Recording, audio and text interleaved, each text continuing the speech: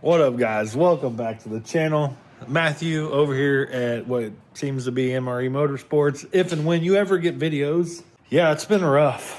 It's I think the last 6 months have probably been the roughest for trying to get videos out for me. It's just, man, I've been really sucking it up here. I've been all over the place. I've taken tons of video because I've been all over the place doing all kinds of different stuff here and there.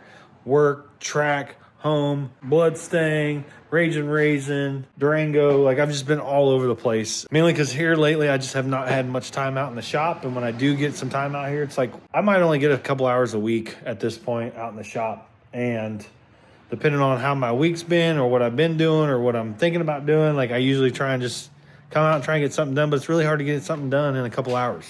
We've been messing with the Durango. We've been to the track a few times. We've had my brother's S10 out the track. We've had my buddy Jeremy's Chevelle out at the track.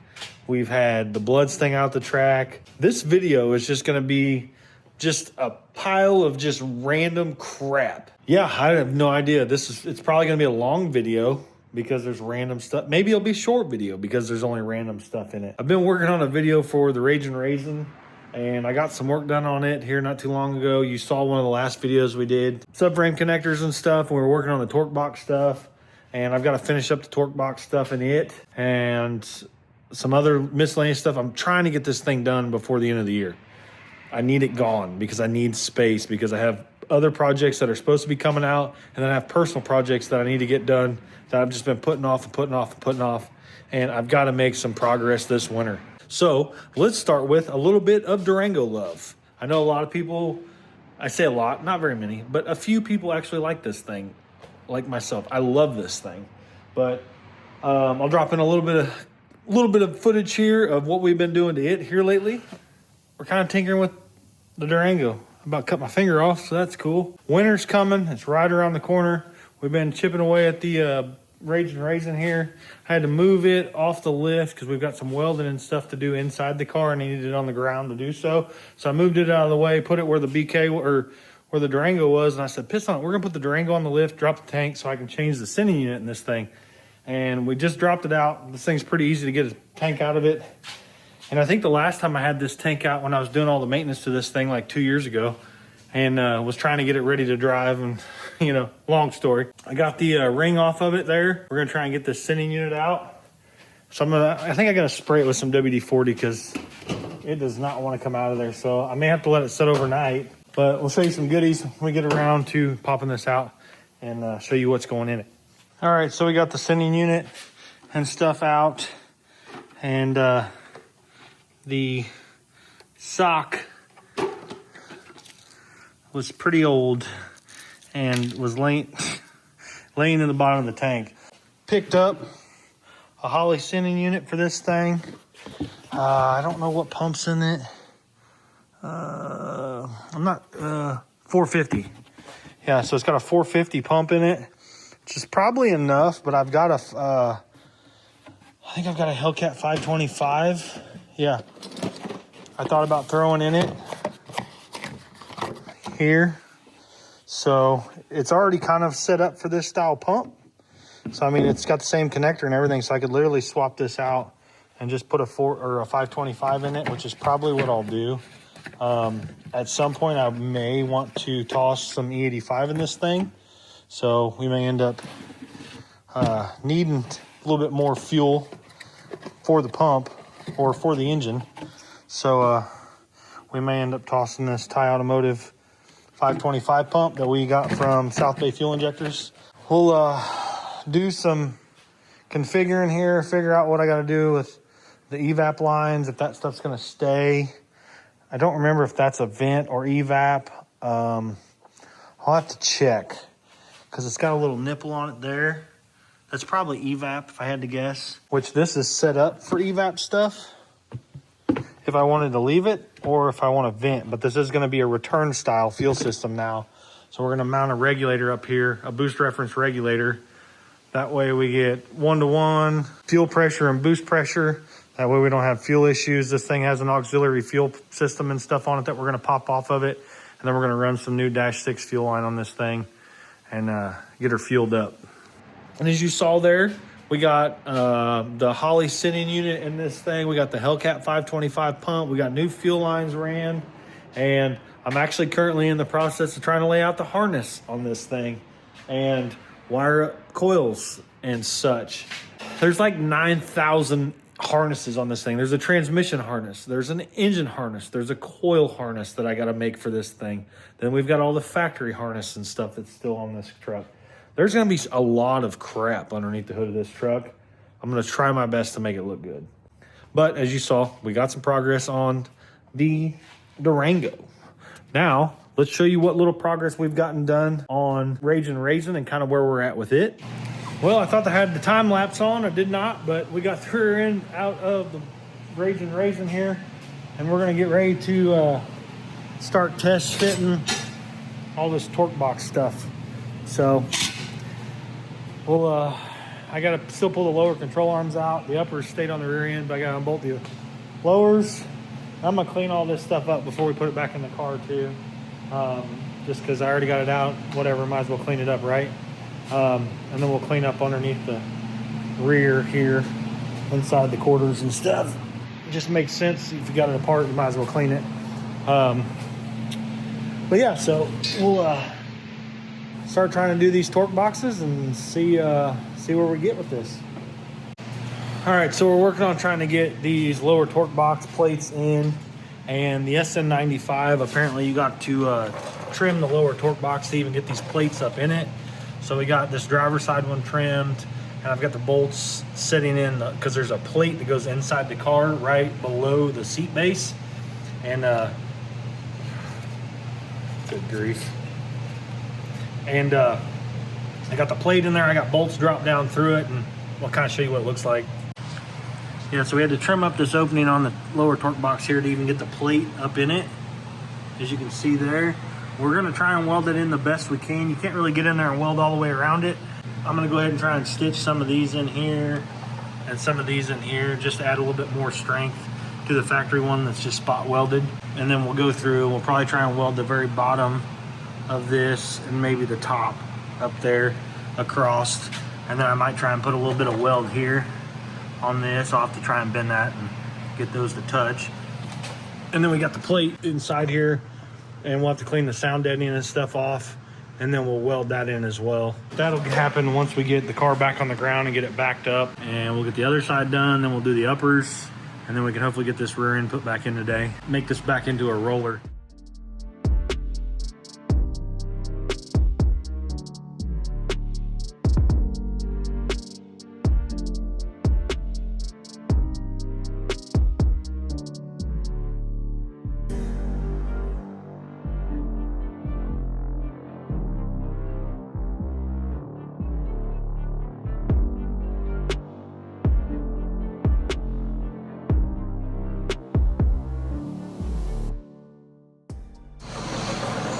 So we got this one all welded in. We welded the bottom, and then up there at the top, that's pretty much the only spot you can get to really get any good weld on it. And then I went ahead and cleaned up the edges of this inner part of the torque box and went ahead and stitched that in too. And then this piece up here that was on that lower deal for the subframe connectors, we stitched that in as well. So all that's good on this side. Only thing we'll have to do is get up inside the car, clean off the floor to run the bolts through that plate, and then we'll sandwich that plate here with the upper plate, and then we'll weld that upper plate in as well. And this side will be done. We can get it painted up, try and keep it from rusting. And then now we're gonna go over here and do this other side, get that side knocked out, and then the lowers will be done. Then we'll just have to go in and do the uppers. And I still gotta pull the seat back out of it to do these upper ones. So let's get this other side knocked out, and we'll get to knocking on these uppers. Also, one thing to have you do on the SN95, you've actually got to open up the lower part of the torque box to get that plate in there, because otherwise they don't fit. So I had to cut all that out, and it's not really, I wouldn't, maybe it's got a little structural integrity to it, but I decided on this other side, which I'm going to do to both sides, I went ahead and replated it back in and actually used a little bit thicker metal down here.